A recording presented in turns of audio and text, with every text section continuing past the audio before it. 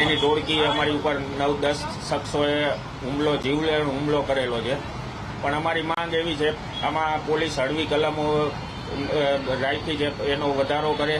બીજા નંબરમાં આનો વરઘોડો કાઢે ને આ લોકો અવારનવાર અનેક ગુનાઓમાં સંડોવાઈ ચૂક્યા છે, તો એમની ઉપર ગુજસી કોટ જેવી કલમનો ઉમેરો કરે. આની પહેલાં 2016માં પોલીસ કર્મી છે ભરતભાઈ ગઢવી, એમની હત્યા થયેલી હતી.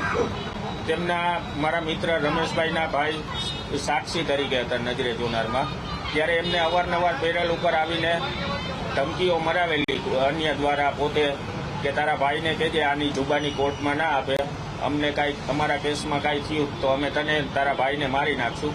પણ મારા મિત્ર રમેશભાઈના ભાઈ તો એટેકના કારણે એક્સપાયર થઈ ગયા છે, તો એનો ખાર રાખીને એને જુબાની આપી દીધી હતી મારા મિત્રના ભાઈએ.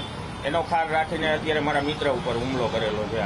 20 થી 25 ગામને હાથ ઉપર ને અહીંયા બાવડામાં બધી મારેલ છે. એ લોકો 10 થી 11 આરોપી હતા.